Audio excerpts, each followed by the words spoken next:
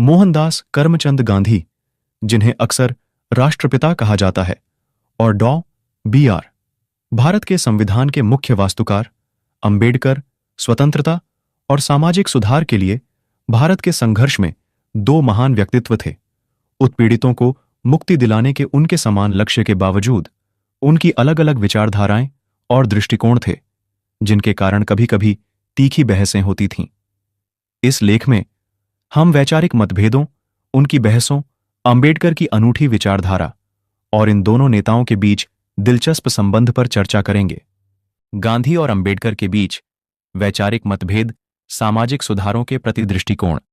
गांधी सामाजिक सुधारों के लिए एक व्यापक दृष्टिकोण में विश्वास करते थे, जहां सामाजिक सुधार को राजनीतिक स्वतंत्रता से अलग नहीं किया जा सकता था। उन्होंने ग्रामीण जीवन के महत्व और दलितों के उत्थान पर जोर दिया।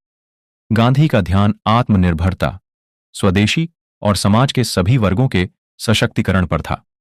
अंबेडकर ने सामाजिक समानता और जाति आधारित भेदभाव के उन्मूलन पर जोर दिया। उन्होंने दलितों के अधिकारों और उत्थान की वकालत की।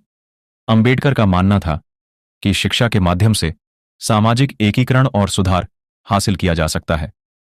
लोकतंत्र पर परिप्रेक्ष्य सरकार की पद्धति के रूप में लोकतंत्र की प्रकृति और दायरे पर गांधी और अंबेडकर के विचार अलग अलग थे।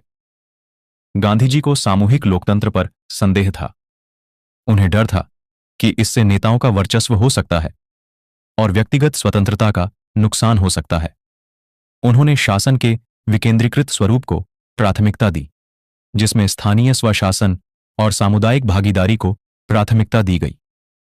अंबेडकर का जनलोकतंत्र के प्रति अधिक आशावादी दृष्टिकोण था। उनका मानना था कि हाशिए पर मौजूद समुदायों को सशक्त बनाकर लोकतांत्रिक ढांचे के भीतर उनकी उन्नति के लिए दबाव बनाया जा सकता है। अंबेडकर ने लोकतंत्र को सामाजिक न्याय और समाज के सभी वर्गों के लिए समान प्रतिनिधित्व प्राप्त करने के साधन के रूप में देखा। धर्म और जाति पर विचार। गांधी और अंबेडकर ने सामाजिक परिवर्तन में धर्म की